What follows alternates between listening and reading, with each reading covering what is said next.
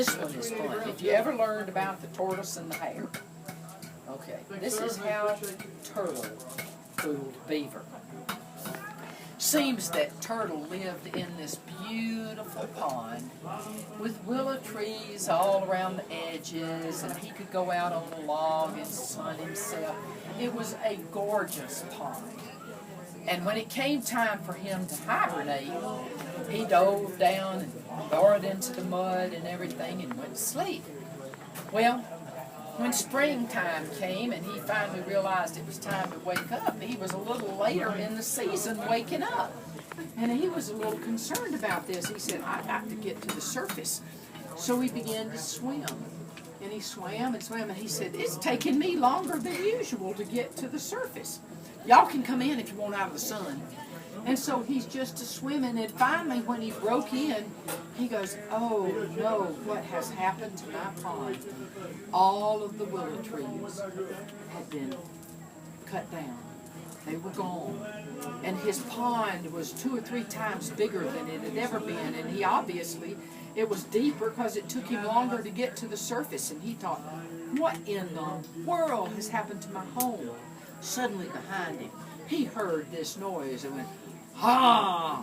And he turned around, and there was this furry-looking thing coming at him with this big, wide, flat tail, and as he was swimming to him, he goes, ha! This is my pond. Get out of my pond. And Turtle said, oh no, this is my pond. You get out of my pond. And he says, ha, no, this is my pond. You must leave my pond. And then the turtle says, no, this is my pond. I was here first. You leave. This went on and on. Finally, they decided the only way to satisfy the situation was to have a contest. And so they began to try to think, well, what kind of contest can we have? Eating contest? No, we're both hungry. That won't work. A diving contest? No, we're both good divers. That won't work. And they got to try to think, what could they do? Finally, Turtle says, how about a swimming contest? Beaver said, that'd be all right. And Turtle says, well, let's just make it that whoever starts on this side and whoever gets to the other side of the pond over there first gets to stay, and the other one must leave.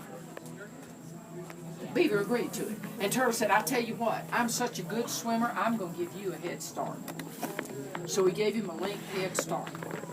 Well, they got in the water, said go, and here they start swimming. Beaver's just a-swimming. Turtle's back there just a-swimming as hard as he could swim. And he suddenly realized he had made a mistake. Beaver was swimming faster than he was. And he thought, what am I going to do? What am I going to do? And before Beaver could get completely away from him, as Beaver's tail came past him as he was doing this way in the water, he took his big old chomping jaws and he went chomp right down on Beaver's tail. Well, Beaver was like, oh no, there's something on my tail. And so he was doing this, trying to get whatever's on his tail off, but he was swimming for all his worth because he did not want to lose this contest. And he was just doing this way, all the way across the pond. And he just swimming. Well, Turtle was hanging on for all dear life, you know. And Beaver kept on swinging and wiggling, and then that wasn't working, so he then started doing his tail this way as he swam. He'd lift it up and he'd flop it down. Turtle was hanging on for dear life. And finally, at one point, Beaver flung his tail way up in the air. Turtle, just as he hit the top of his arc up here, undid his jaws, and he went tumbling head over heels, and landed on the opposite shore of the pond. And so when Beaver finally got there, Turtle was going,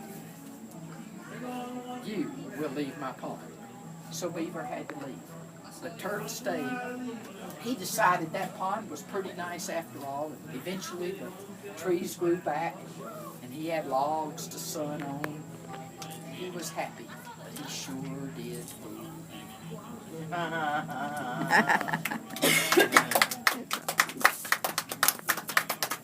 Thank you, thank you. Very good story. Thank you, thank you.